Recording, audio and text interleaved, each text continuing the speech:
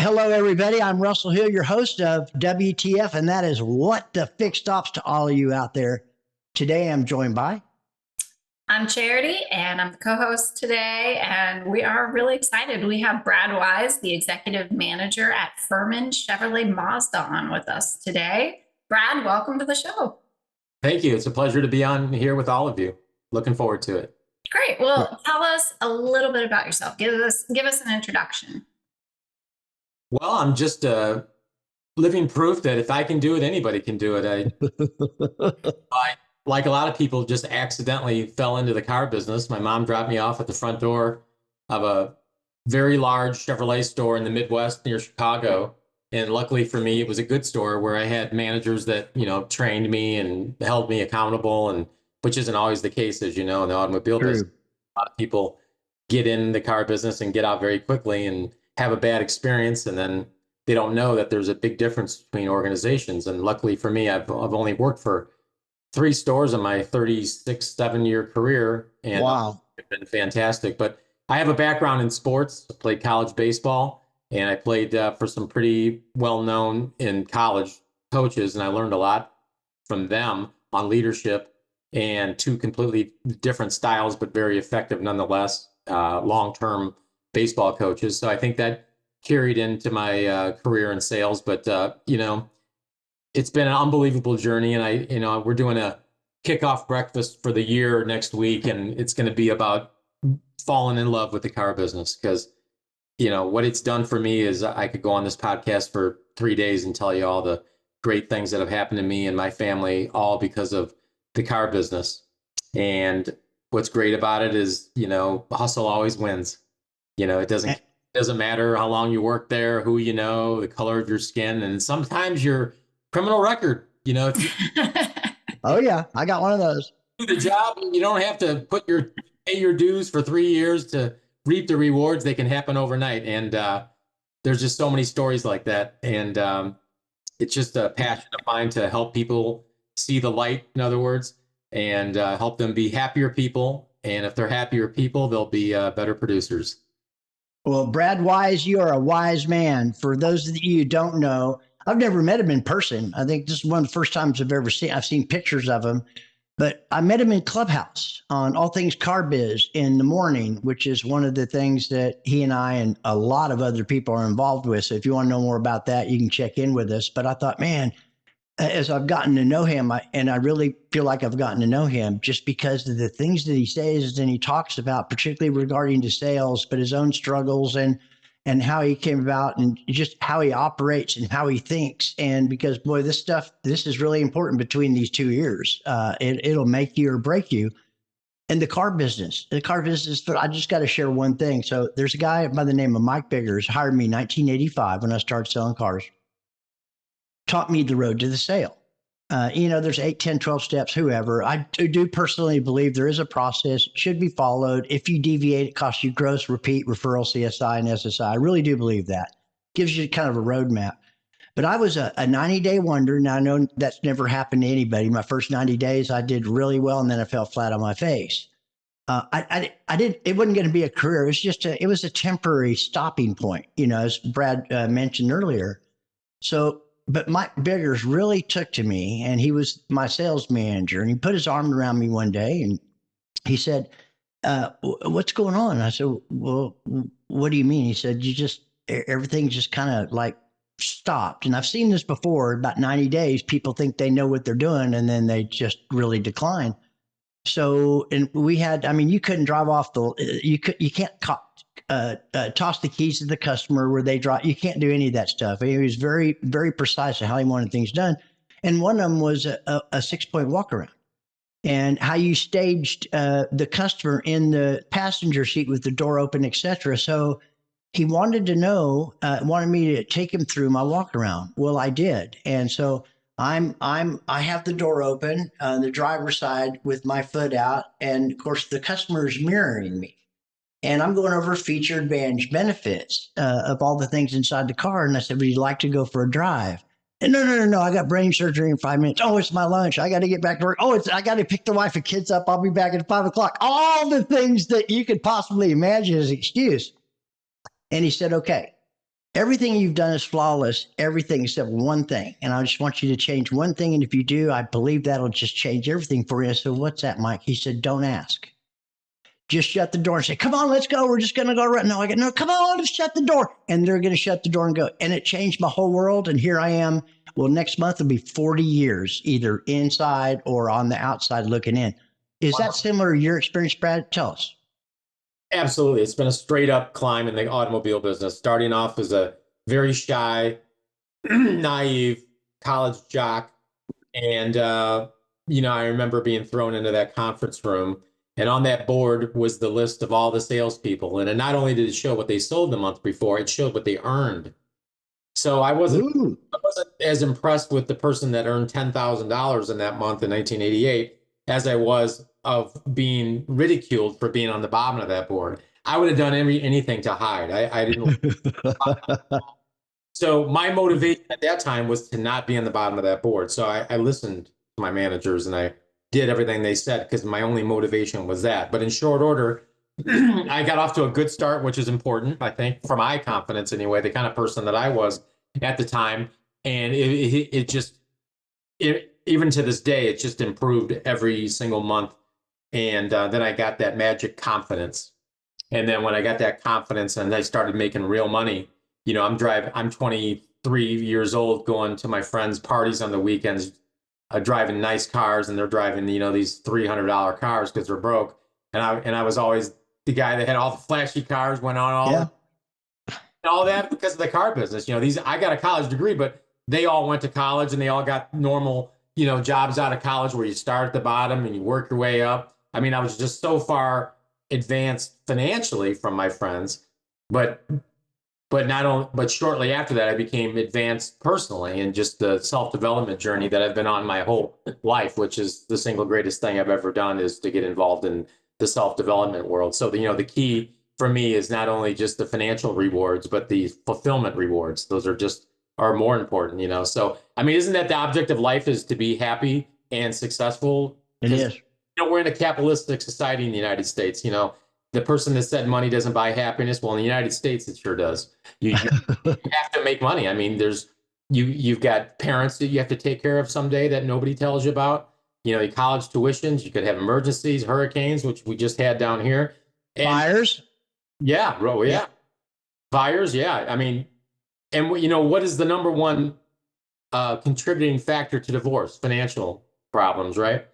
I mean, it is. My wife and I have never had a financial discussion about anything. If we want something, we buy it. And I'm not saying that to impress you. I'm just trying to tell you, impress upon you, the automobile business has been unbelievable. It's actually, I've exceeded just about every goal, that I had when I was early in my early. I never even dreamed this big. So for that, I just, and if you think about it, all the things that we've gone through, from pandemics to 2008, I go on and on. The car business has benefited from those. I mean, absolutely. Isn't it true that during COVID, I was just listening to the Hague report, or listening to a podcast where the Malin Hague was on there, that the average net profit of a car dealership during COVID tripled. It was like making 3 years of income. And, I mean, when the rest of the world can't even go to the store to buy groceries or go to a church or go anywhere, and we're standing in line to buy toilet paper in Michigan, up north, in Florida down here, we're just like a pig in shit, so it defies logic. What did I ever do to be this lucky to be in a business that actually thrives during? I just don't want to, I have no tolerance for anybody that dogs the car business. I get it if you're in the wrong environment, in the wrong culture. Well, you know what? This is America. Leave that store and find, there's plenty of dealerships, as Russell, on Clubhouse, that are looking for good people. Always. Mm-hmm. Charity, go ahead. Well, you mentioned leadership a bit back in your baseball career. And I wanted to ask you, what separates leaders or trailblazers from the rest of the pack? Is it like a skill set, or what is it that makes a great leader? Well, they have to know that you care about them in a genuine way. It can't be a superficial way. In other words, people that work for me aren't a means to an end. They're not some piece of equipment that's generating income for me, right? They're providing me happiness, because progress, the key to life is progress. Progress equals happiness. In order for human beings to be happy, they have to be progressing at something, either business, their physical, their relationship with their significant other, their hobby, something. You can't wake up in the morning and not be progressing at something. So in my journey, at every store I've ever been involved in, and same thing here at Ferman, from day one, going on till 7 years now, each month we've been progressing. You know, I'm not looking for perfection. I'm looking for progress. So That's it. So, but when, you know, you have to be easy to follow. You know, they don't care about what you have to say or what you're about until they see what kind of person you are. So early on, a lot of my leadership is about showing examples of people who have overcome insurmountable odds to come out on the other side. And my point of that is, if you see that, you can say to yourself, wow, I really have nothing to complain about. Or those that have a blueprint on life that they should have been born the lucky sperm club, which is actually something that can happen to you. What you would read, if you do any reading on the most successful, happiest people, and I'm a serial reader of autobiographies and books like that, there's a common denominator. A lot of them came from really bad childhoods. A lot of them have challenges with ADHD and those kinds of things, right? Kind of contrary to the narrative that you would think that, you know, they had all the best schooling, the best environment. That's the actual problem of those environments growing up were actually gifts for these people, because they got that determination. They had to be resourceful. They had to also say, you know, this stops with me. I'm not going to have, you know, I'm going to be different than this. It's that grit. Right on. Yeah, it's that grit that you develop. So it's really a benefit to kind of grow up. Or immigrants, for example, do fantastic in the car business because they have a gratefulness and an appreciation for any opportunity to get anything. And, you know, people aren't dying to get into Australia, as far as I know, right? No. You know, it's a big political topic right now. They're trying to get into the good old USA, because that's where it's at, right? The United States. And we were born here. And it'd be a shame to not take advantage of all the great things that we have and the equal playing field, really, that exists out there, that hustle always wins. And, you know, sometimes I sound like I try to check myself into being too preachy, like I'm Clint Eastwood on the get off my lawn, you know, but I'm just so passionate about everybody wants to be happy and they want change and this and that. And all the information is right there. It is. YouTube, your podcast, Clubhouse in the morning, right? It's all available to us, but there's a shortage of action, you know, and the reason that is because of what they're tuned into. They're listening to disempowering content all day, and their well-intended family and the school system. Don't get me started with that. That's like the worst possible. Yeah. That was designed 100 years ago to make you a compliant factory worker. That's it. In line, wait for the bell. That way you don't have a problem getting the man rich, right? Yep. Right. That hasn't changed in 100 years. But nope. Unless you have learned that that's nonsense, you go with that narrative that this is what life is, and it isn't. You know, it's adopting a new philosophy on living that, in all my meetings, circling back to your question, is to get people to be more and do more by showing examples of my favorite video, and maybe in the show notes you can connect to it, that I play in meetings, and I play them over and over all the time, is have you heard of the wrestler Diamond Dallas Page? No. Well, he's a retired WWE wrestler, and he started a yoga business, and he's really popular on YouTube for yoga, and he's really helped a lot of these wrestlers that have had neck problems and injuries from that, and drug problems from all these injuries and surgeries and back surgeries or whatever. So somebody sent him a video of a retired or a veteran who really couldn't walk.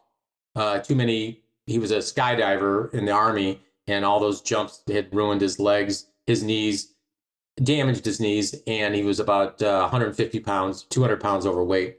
Yeah. And there's a 6-minute video of the transformation of this gentleman in, I think it's 10 months. And it makes you cry to see the sad. I have seen it. Yeah. It's the Arthur, what it is, it just Google Diamond Dallas Page Arthur video. And it shows the dead life on his face in the beginning of the journey, and at the end, how he lost almost 200 pounds in 10 months in running marathons, and seeing the bright smile on his face In 10 months, he was able to do that. Now, what he was able to do was hard, a lot harder than what a lot of people are faced with. And my hope is that after viewing a video like that, it reignites a passion inside you to say, wow, look at that guy did or girl did. You know, it could be an 80-year-old nun that's run 5 triathlons, the Iron Nun, if you've ever heard of her. It could be a professional fisherman with no arms and no legs. That's one of my go-to videos where he's baiting the hook or putting the line in his hook with his mouth and laying on the ground going like this. I mean, you can't walk away from that. All your excuses go out the window. He's like this, right? So But Brett, no, but they get inspired, which I'm an advocate of exactly what you're talking about. And you said something earlier, which is so true. People don't care how much you know until they know how much you care. I mean, people want to know they count, they matter, they make a difference. You're a different type of executive general manager than a lot out there. But we are starting to see that change. And I'm one of those people that you were talking about earlier. It took me a long time because there's dream makers and dream takers. And I was a dream taker for a long time. But I had an epiphany, another story, and I woke up. But I surrounded myself because all my life people said, Russell, you can't do that. I tried that. That doesn't work.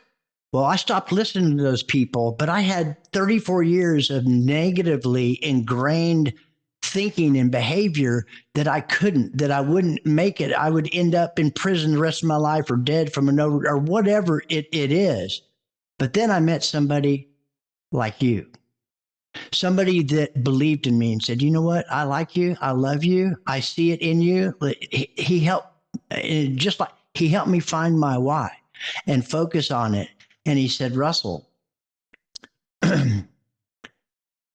are you willing to do the things that other people are not willing to do so you can have and become the things that most people will never have and never become?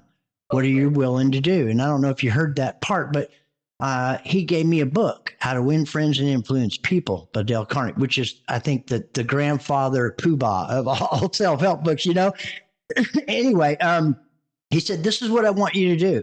Now, he was willing to work with me under one condition, and that condition was he's going to make some suggestions that are going to be very, very uncomfortable. And and I could call and ask him, but if I didn't take his suggestions, he said, don't call me anymore. I don't have time to work with you. Okay. Yeah. I'm only interested in people that really. So he said, you'll read 15 minutes a day, not 14 and a half, not 13 pages. Don't stop. No. 15 minutes. If you'll start, that's the first thing. I promise you, with the other things that we're going to do, your life will transform in the next year. It wasn't 6 months, and it set me on an insatiable quest to read and to associate with people that thought like I did, that believed in me. And it's taken a long time, but a lot of that stuff faded. It still crops in. Do you have the same challenges? Oh yeah, I mean, what you're speaking my language. You know, I mean, as I said before, I'm a serial self-development person. I've been specifically in the Tony Robbins world. My wife and I have gone to zillions of events and continue to do so. And it's the single greatest decision that I've ever made is getting involved in that. It's just unbelievable. And the best part about that, when you start reading those books for 15 minutes a day and you start turning off the Hard Rock Casino app and Howard Stern and Barstool Sports and start listening to Think and Grow Rich or whatever, your luck starts changing. You notice that the clouds start to part and the sunshine, just for the sheer act of doing that, not even because of the content you read, just from the sheer act of what you focus on happens. And if you're focused on what's missing, things you can't control, focus on what other people have and being the victim all the time, you attract more of that. But if you do like what you're saying, is start working on yourself, and because there's a whole nother philosophy out there on living, you know, problems are gifts, right? Can you imagine that? Yes. Problems, asking yourself, well, what could this mean? What's the gift in this? You know, almost every divorce, job loss has been the greatest blessing of your life, if you really think about it. Man. Right. But most people don't operate like that, do they? But back to your leadership question is you got to be easy to follow and be a multiplier instead of a diminisher. And we all know what diminishing type leaders are. We've maybe worked with those kinds of people. Our job, you know, I have people that generate revenue. And my job is to sweep the path in front of people who generate revenue so they can do their job faster, easier, and be more delighted in the process, not confuse them or make it more difficult for them. So yeah, I run into people that don't subscribe to that philosophy all the time, and they can't work here, especially in the leadership department. Sure. I've had great sales managers that dealers would love to have, but they're jealous of good salespeople, right? Can you imagine? I don't understand. I mean, instead of like holding them on a pedestal and doing and consciously finding ways to lighten their load. For instance, when the number one sale or a great salesperson comes up the desk, you should just stop what you're doing and say, "How can I help?" Instead of purposely, putting them off because you're jealous of that. I've run into that before. Oh my gosh. Blows my mind. Yeah. Right. Let me guess. At this very moment, another vendor is walking up to your lot with something shiny to sell. Before you head back and hide in your office, let me take a minute to tell you about my friend Dawn Pelham and my friends over at Global Dealer Solutions. They exist to help you find solutions to problems, some of which you might not even know you have. Best of all, they can manage as many products and services as needed for you, helping cut down on multiple vendor visits and distractions. And if you need anything, you have one number to call or text for the response all dealers like to hear. On it, GDS understands that successful dealerships require more than a set it and forget it mentality. And they'll be with you every step of the way, from setup, implementation, training, and support. And if necessary, they'll even cancel non-performing products for you. No pushback, no arguments, just a solution here executing course corrections as needed. Check out gdsdealers.com to learn the difference and set up a time to meet. Let's see if they're a good fit for you. And I have a lot of unconventional ways of dealing with talented people, because I guess the best way to describe me because of my sports background, I run a business much like a sports franchise that's trying to win a Super Bowl. Okay, if I have a Bill Belichick and I have a great general manager and great plays and a great workout regimen, a great fan base, great training facility, that's all great. But you're not going to win a Super Bowl unless you have the great players, unless you have somebody who can kick a 50-yard field goal into the wind. If you have a quarterback that can sit into the pocket and throw a pass and thread the needle, you cannot win without great players. So that being the case, I'm a serial recruiter as well to try to find those talented people that can, when a guest on the lot really doesn't want a four-wheel drive, well, this salesperson can convince them that they do want a four-wheel drive, or they don't want their particular color, or it's a service complaint and they turn it into a car sale. That's talent to be able That is. A ham sandwich can sell someone a car that came in to buy one. I mean, it's true, right? Right. So I'm trying to find these talented people with creative recruiting. And it's not easy. No, it's not, but it's something I'm good at. And I go to some really maniac type approaches on recruiting. I'll even go on Indeed and search resumes of my competitor, their employees who updated their resume in the last 3 days, and I'll send them emails and trying to steal them, right? If you have somebody on your show that sells 50 cars a month in Alabama, You're going to find them, aren't you? I'm immediately sliding into their I'm just that competitive, right? I want to win, At the first point, I'm checking the email to see where I'm at in the standings. I mean, it's the first thing I'm doing. Even after 36, 7 years of doing this, I'm still that inspired and excited, because it's you know what it's like. It's fun to win, right? And it's funner to go into a dysfunctional situation that's selling 100 cars a month, and overnight they're selling 300, and you've seen that over and over. Yeah, one person can make that difference by. Yeah, I mean, even in my company, I think 32 or 33 people now. Charity, is that how many employees we have? Something like that. So I get, I'm in meetings like all the time, Brad.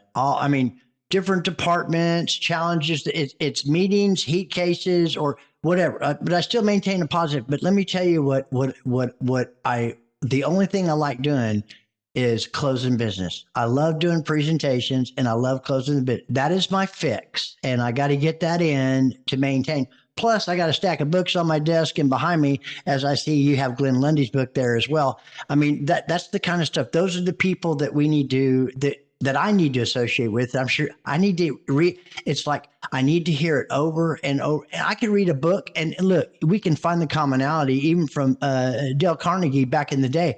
But it's in a different story. It's in a different context, and it's invigorating and exciting. Well, you mentioned the book on my desk. There's a reason why I associate myself with Glenn Lundy, and it comes right out of Think and Grow Rich. It's masterminding with people who have done or are doing what you want to do. For example, there could be someone who has a training or a consulting company, but they've never done it. They've never gone into a store selling 100 cars a month, and now they're selling 1,000. That's right. I model a lot of what I find the very best people at a particular subject that I'm passionate about improving. I find out who that person is, and then I study them. Not only that, I reach out to them. And with the beauty of social media, I find that most people are more than willing to share secrets. Absolutely. Plus, they're on your podcast and others. All you got to do is ask them. Right. There's hours and hours of content. ChatGPT. I can't get enough of that app. Oh, my God. You can spend a whole hour on that one, man. Right. So I want to associate myself with Glenn Lundy because they sold 1,000 cars a month in a very small rural area. Small. Yeah. Alex Flores is another one, right? He goes into a store and overnight the store just lights up like a Christmas, just changes overnight, right? And Alex has his own podcast. And in my opinion, it's one of the best podcasts I've ever listened to for management training. And I try to encourage my people to listen to that. So that's these books, a lot of these books that I have and a lot of the research I've done, it's just a simple technique called modeling. Find someone who is getting the result that you want, study them, and then practice your face off. Yep. Oh, you got my next question there. Go ahead. Yeah. Well, you answered my next question about modeling. I was going to bring that up. But since you mentioned sort of the macro, let's talk about the micro. Do you have any self-implemented rules that you abide to day by day? Oh, yeah. Well, somebody like me, I could easily get caught in a sea of just answering email all day and not get anything accomplished, right? Yeah. I have 4 things I focus on. And if I'm not doing those 4 things at the moment, I stop and check myself, right? Number 1, it's lead handling. If you're really great at lead handling, you're going to win. Recruiting, number 2, training. And the 4th one you're going to love is service retention. That's an area that we're weak in. So if you're good at those 4 things and stink at everything else, you're going to be very successful. Because, I call it from the movie Moneyball, right? These are the activities that get on base, right? If we're great at lead handling, I mean, if you want to go into a store that's dysfunctional and not selling cars, the first place you would go is the lead handling. Number 2, you'd go to the recruiting, right? And number 3, you go to the training. Those 3 things. Because that's why I don't go to NADA. And no offense to any vendor out there, I just can't do it. I can't go through that vendor fest when everybody telling me they got this, that, and the other thing. Once I have proven to myself that I'm already handling all the leads that I get at a very high level, why would I want to spend more money to get more of them? I'd rather do a better job with the leads I already get. You know what I mean? So that's just a small example of a lot of unconventional views that I have on a lot of things. It's sort of like I'm a big admirer of Warren Buffett and Charlie Munger. I mean, if you listen to some interviews from those guys, amazing. Guys are giving advice that's just solid as oak, right? Yeah. And do they have a track record of success? Yes. Yeah, they do. Right? Yeah, you were mentioned earlier. I'm trying to think of what.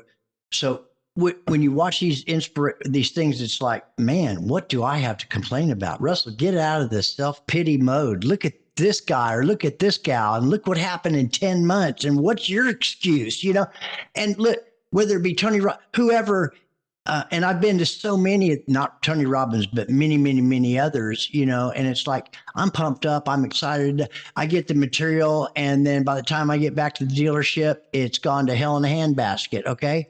But when my life kind of changed with that mentor guy like you that came into my life that I tapped on just like you, asked him if I could take him lunch. Anyway, I want to say something. He said, go ahead. that's really the purpose of my life. I mean, Yeah. when Tony Robbins events, they spend an entire day trying to ascertain what the purpose of your life is. They go through this whole exercise. It's very deep, emotional, and I realized the purpose of my life is to help these people. I mean, the texts and emails that I've gotten over the years, which I save and read quite often to change my state in any moment, of just like showing them, the right way to do things, showing them that, playing that victim mentality isn't serving them in this particular instance, how problems are gifts, or showing them, examples of people that have done amazing things with really terrible all the things that I kind of talked about, it has had an impact on people. And then it's been ignored by others, but I don't care. I concern myself with the people that do get it because I know it works. I mean, it's like I want to stand on top of a mountain and just scream down at everybody. So Brad, did I just hear, you didn't say the word, but what I heard was the word was to serve, Yes. to inspire and motivate other people to find their why. Because when they see those kinds of things and they get pumped up and inspired, how do you continue that? Right. Because most people, it falls short and they don't understand what it takes. When we see, first of all, I believe most people are good like this. Mhm. I do. I don't believe the news. I don't pay attention to that. They're trying to tell you that it's not. That, I believe that they are. And then most people, when they see somebody that, like if walking down a sidewalk, if an old woman in a cane fell on the ground, I think most people would pick them up. Wouldn't you agree? Yep. Right. And that's Yeah. that's kind of like what this is about. Everybody wants to be happy, I assume, and be successful. So I mean, I just the way I'm built, the way I'm wired, I like to help people. But at times I get intolerant of people who don't that, like my wife tried to insult me one day by saying, what your problem is? You're just intolerant of anyone that's not in it to win it as much as you are. I said, well, thank you. It's that way, right? To a point, she's right that this isn't as important to everyone as it is to me. You expect certain lower level employees, I guess, to give as much shit that I give about this, right? But in the automobile business, though, there's just so much revenue that can be made very quickly that would change their life, in their position that they're in, because most problems are centered around financial problems, especially right now with inflation and the housing crisis and insurance going up, and everyone, nobody can even live in Tampa right now because the prices of homes have just skyrocketed, right? Wouldn't you like to live in the best place instead of having to move far? Well, listen, some people say it really doesn't make a difference to them, and I get that to a certain degree, but are you telling me that if you walk into a Denny's with $5 versus $1, that you have many more options with $5 than you had at one? You're limited. You just are. So it increases your options, but people that don't know how, like you said, schooling's the same way. Go to school, get good grades, go to college, get a degree so you can get a good job working for somebody else. Bad advice, terrible advice. Yep, it is.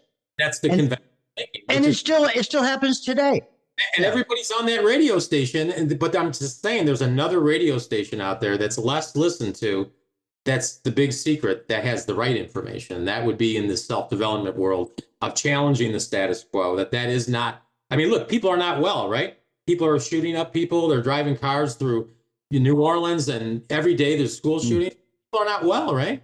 And that's the kind of stuff we need more teaching in schools, more on primetime TV, instead of just, when it bleeds, it leads. And that's what's created this. Say that again. When it bleeds, it leads, right? That's what everybody's putting the clickbait, TikTok. If it's somebody gets run over by a truck, that's the first thing that they put up there. They're not going to put some great rags to riches story or someone who overcome an unbelievable, I did see a fireman pull a cat out of a burning house in California, right? So that was, but that's rare, right? Yeah. Charity, come on, what's the question? Well, if you wrote a book about your life, what would be the title and what would be some of the key events? That's a good one, Charity. I would say What You Focus On Happens would be the title. And if you focus on things that are positive, things that are good, because what's bad is always going to be there, but what's good is right there too. I live in Tampa, Florida, where a lot of people save up money for 5-6 years to be able to spend 3 or 4 days here at Clearwater Beach or whatever, right? I get to live here every single day. I don't take that for granted. This sunshine that I feel on my skin every single day down here is just amazing, right? Seeing palm trees. I live in the same neighborhood as Tom Brady. I can't believe that. I just I walk my dog right by his house every day. I just can't even believe that a C student jock, was able to do that, right? So filling yourself up with gratitude and gratefulness, but also at the same time protecting that by always improving yourself, always improving others, and being grateful and being humble about it. The way you live your life is the way, one of the zillions of teachings of Tony Robbins in a relationship with your spouse. It's easy to be a scorekeeper if you're not getting what you want. And That's right. Friction, right? Oh, but you get a lot of satisfaction about winning the score, don't you? But is it really a relationship? His advice is you do the opposite. You become that person that you want them to be, even though they don't deserve it on the scorecard. And then all of a sudden, guess what happens? They start changing. Yep. Because you're the person that you want them to be, even though conventional thinking would be to withhold and be a scorekeeper and not talk for you ever not talk to your spouse for 2 days and walk up the door without saying goodbye. You see, that is destructive. That does not help, right? The real answer would be to, come home from work and grab her keys and go fill it up with gas and get it detailed. Well, why did you do that? So, well, my wife doesn't drive a dirty car. Because you're an asshole. That's why. Pump gas, or on her birthday, honey, what do you want to do on your birthday? That's not what you do. You already plan it out and say, this is what we're doing, right? So, but those are things you should be thinking about when you learn about, I'll tell you, there's a lot of damn scorekeepers out there. I'm not one of them. It creeps up from time to time. My wife, controller, 33 years in the car business. She's retired. Okay, now. But I'm telling you what, her skin is so thick to the bullshit meter. My wife for 20 years, and she's it's amazing. We don't argue. I'm the emotional one. But we don't, she doesn't engage me when I'm emotionally distraught, because when you cannot make logical decisions when you're emotionally jacked up. You just can't. And that's where the scorekeeping comes in a relationship. I don't care if it's at work, at home, with kids, it doesn't make any difference. The problem is not what she did or didn't do. The problem is how I act and react to it. And really, it's my problem. It's not her problem. So I found that when I make changes in my life, it appears that she made changes because of the changes I made, and it had nothing to do with her. It had everything. Yeah. You know what I mean? Right. And adding one more thing to this subject, you really can't be happy if you don't marry the right person. It's very difficult to do.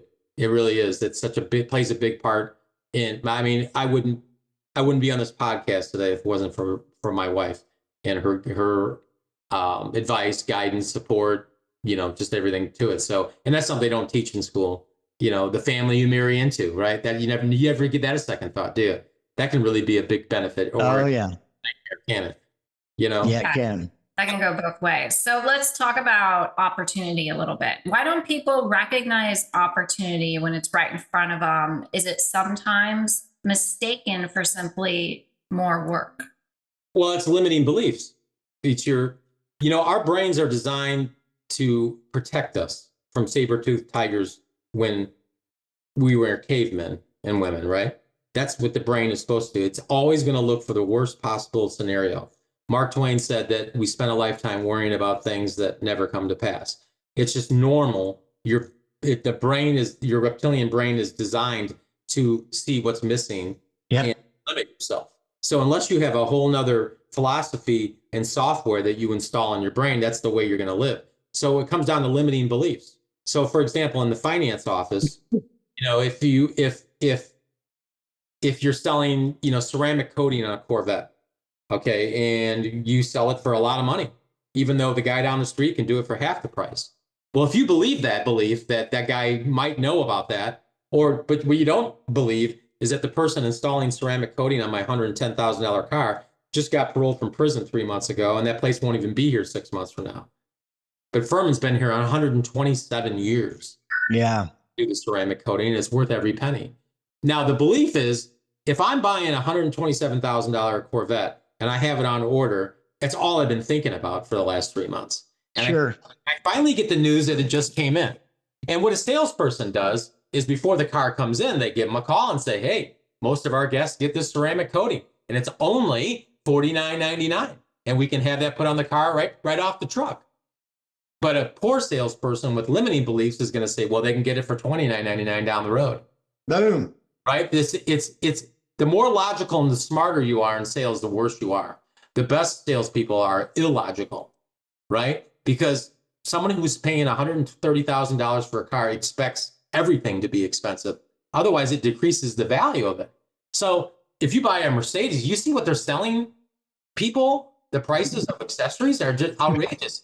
But at a Chevy store, you think everyone's on budget. So it's your belief system. They're limiting beliefs about everything. That what a human being can accomplish in a very short period of time is completely underestimated. And there's stories out there of people that are, even though stories exist that show what people can do, they're still stuck in that old software.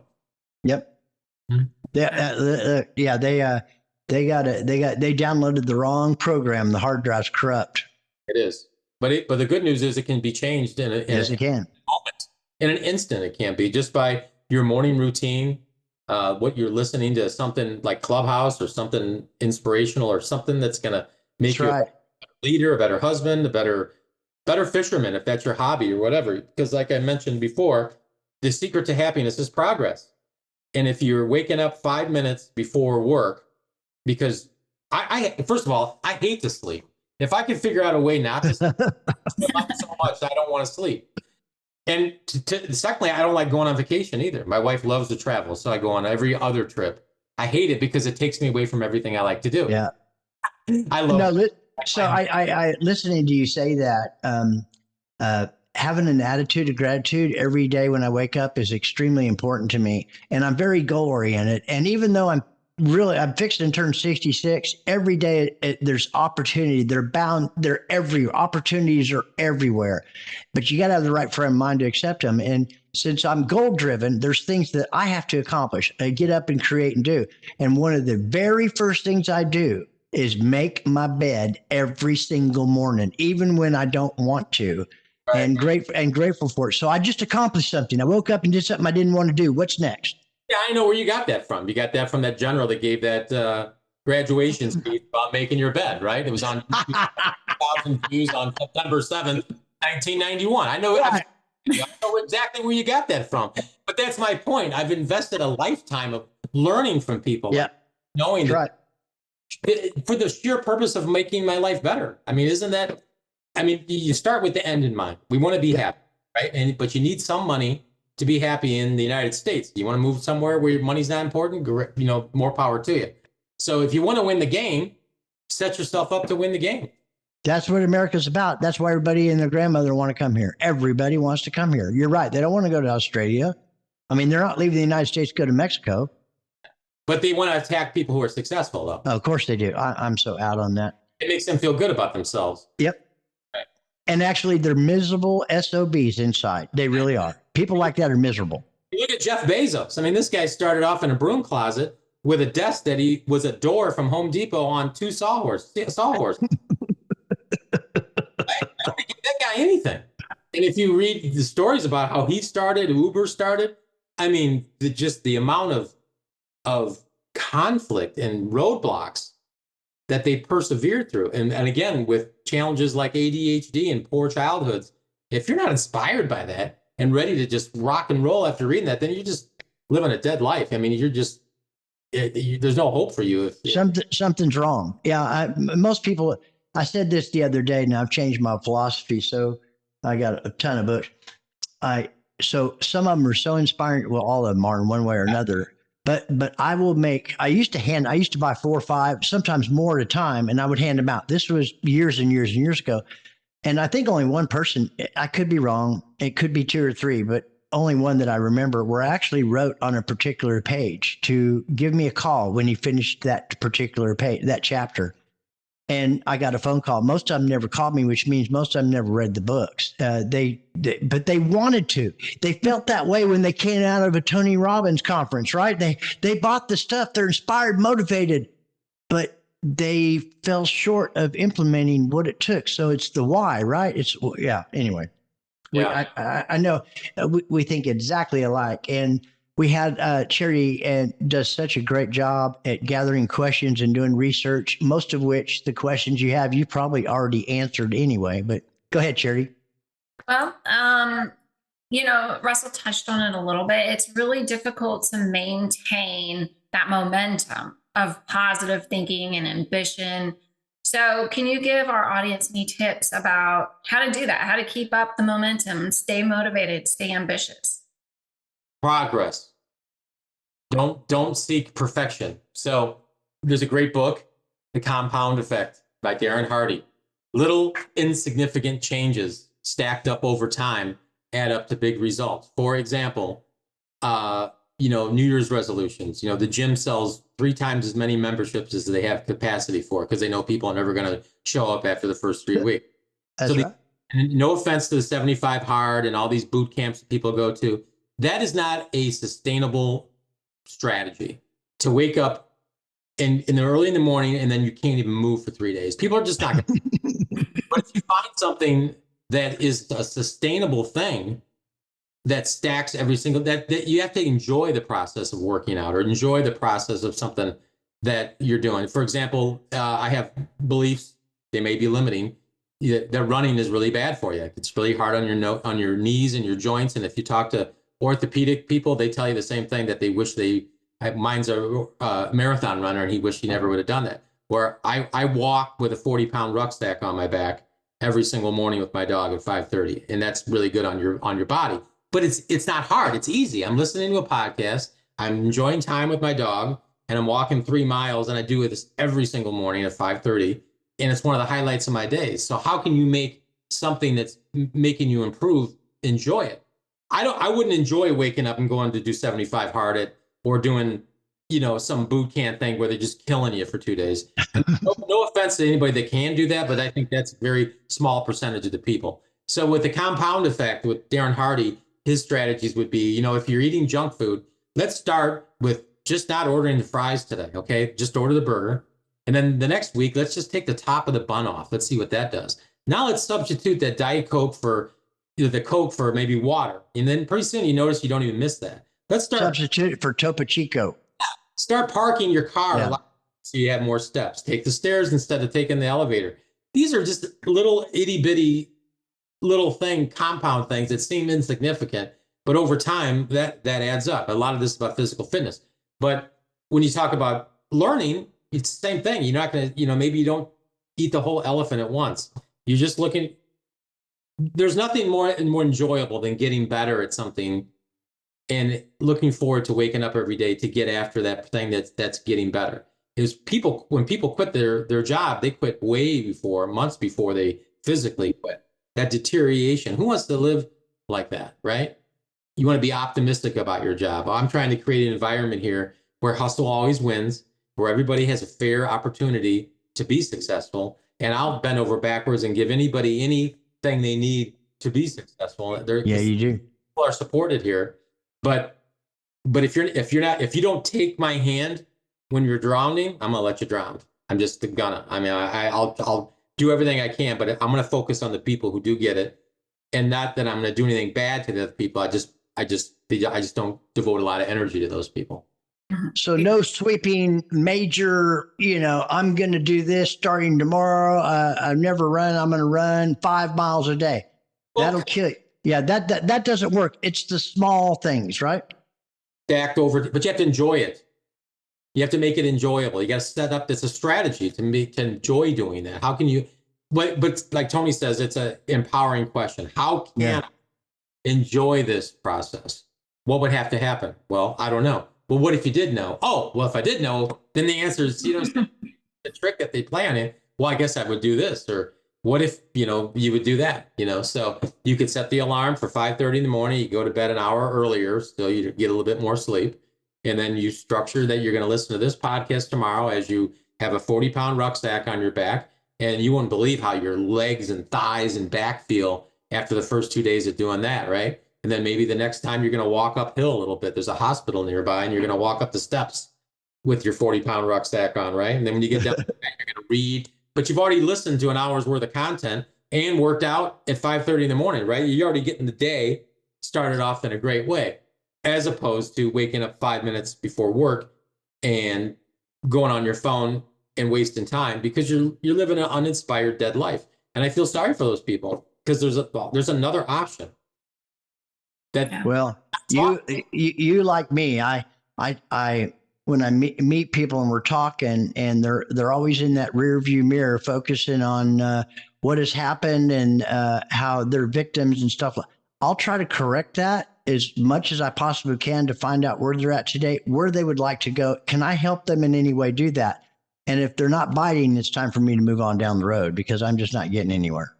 They have to understand that thoughts are not facts. That's right. Their version of the facts. And I'll say this lastly on this subject. Even if everything I said today is a bunch of BS, that it's not true based on fact, if I believe it's true and it makes my life better, what's the harm in that? That's right. Absolutely. And can you explain to us real quick about modeling and exactly what that is and how that helps people achieve their goals? Yeah, I'm a serial modeler. Like I said before, about finding people who are great. And let's say I'm a guitar player. Okay. I love to play the guitar and I practice 2 hours a day on the guitar. And I'm always asking a zillion questions in Chat GPT about this, very direct questions about things. So I will find there's certain instructors that I will model and research and find out, how they hold the pick, what gauge of string they use, what techniques they use to play faster. Then I'll go on TikTok or other resources to try to find as much information as I can about that. I'll go search in my podcast app, interview with that person, but you don't have to do that anymore. You got Chat GPT. Show me interviews of Russell Hill as it relates to blank, blank, blank. And then it'll just spit out all the things that you ever said anywhere about that subject. I mean, that's more information at our fingertips than the president of the United States had in 1970, right? So it's just a magical world of information that we have. And then the modeling aspect of it is, it's really simple. 2 + 2 = 4. You do what that person did, and the same results will happen to you. It's really that simple. It's an oversimplification of it. But if Alex Flores goes into a store selling, you know who Alex is, I assume? Oh, yeah. Oh, yeah. Oh, big, yeah. Right. Every store he goes into, this place lights up like a Christmas tree every single time. So I want to know as much as I can about Alex. On my desktop here, I have a icon for Alex Flores. I have one for Chris Martinez. I have one for Brian Benstock. I have one for Glenn Lundy. I have one for a bunch of people. Nick Saban. I've got just oodles and oodles and oodles of notes that I've transcribed from YouTube interviews and keynote speeches that he's done. I could memorize every Nick Sabanism there is, not because I like Alabama football. In fact, I don't even care about Alabama. I've never even watched a game. I couldn't name one. But you know what I'm a fan of? Winners. I'm a fan of winners. And those people you just mentioned are winners. Alex walks into the room and smiles and just lights it up, man. He believes in you. It's real. It's true. And same challenges, that there's the naysayers out there. Look, he's living the great American dream. Yeah. Naysayers take up zero space in my head. Just everything that I'm about is a culmination of all these people that I've modeled. A great example of that is have you all seen the movie Good Will Hunting? Oh, several times. Okay, well, I work with young people and they have no idea what I'm talking about. They never heard of Will Hunting. The other day, one of them said they never even heard of the Rolling Stones because I was making. Oh no, I don't believe that. Kill myself at that point. But anyway, there's the great scene on the park bench in Boston where Robin Williams has had it with this kid, and he says, "You are smart. You know everything about history, the facts, the generals of every war, all the outcomes of every war. You know about art, you know about poetry. You've read all these books about love and romance, but you've never been in love and you've never been near a war." That was a poignant part of the movie, that he's never experienced any of that, but he knows a lot about it. I want to talk to the people who's experienced it, who's done it. That was a powerful segment. Right, who goes through all the trials and tribulations. When you're standing up in front of a sales team or service team that doesn't want to get better, it is just fine with the status quo, and dealing with that, having the courage to stand up there and not be afraid to look ridiculous and be the Tasmanian devil and get everybody caught up in your tornado. That's sort of how Alex is able to do it, right? Yeah. It's very challenging, and it's not for everyone, but it's so satisfying. No, it's not. Right. Yeah. Well, are there any questions today that we didn't ask that you hope we did? Yes. Yeah, you just not a question, but just your life is supposed to be a masterpiece. When you if someone were to walk into a library on a rainy day and find a book with it's called Russell Hill, and I open the Russell Hill book, is it going to be a page turner? Oh my God, look what that guy did. Oh, look what happened to him, and then he did this, and oh my God, look at this. Or is it going to be a boring book that nobody can get past the first chapter, right? That never took any risks, that never did anything, that just kind of worked for their company for whatever years and didn't challenge the status quo or anything that's being fed to us or served up to us to try to make us average, because that's what the world is trying to do, is make you average and keep you average. So, what's your book going to read after you're been gone? Make your life a masterpiece is my motto. Have you written a book? Are you going to? I have a podcast called the Wise Up Podcast. Yeah. Oh yeah. We're familiar with it. I expect all your listeners to download that after they listen. So anything else you'd like to say? Can people reach out to you and find you? Where can they find you? Probably on LinkedIn or Facebook. Just search my name and Wise Up Podcast. You can reach me through there. I really enjoy doing the podcast. I just did one today, so I've got back-to-back podcasts. It was about Arnold Schwarzenegger and he's arguably the most accomplished human being of all time as far as what he's been able to accomplish. Oh yeah. Yeah. And an immigrant at that too. Yeah, exactly. Yeah, exactly. Don't get me started, because I'll go on another hour. I know you will, and that's why I wanted you to come on the program, just because people need to continually hear this. So listen, everybody, listen, Brad, we are humbled and honored that you came on here and let us chat with you for a little while. You're inspiring and motivating to everybody out there, and for a lot of my followers, our followers. Make sure that when this comes out, he's going to be everywhere. Like him, love him, clap for him, share him, reach out to him, connect with him, etc. You want to hear him in the morning, every morning, just about every single morning is on Clubhouse. Just research it and find out. Other than that, this has been another extremely successful episode of WTF, and that's What the Fix podcast to all of you out there. Thank you so much once again, Brad, Executive General Manager, Ferman Chevrolet Mazda. Yeah, thanks, Brad.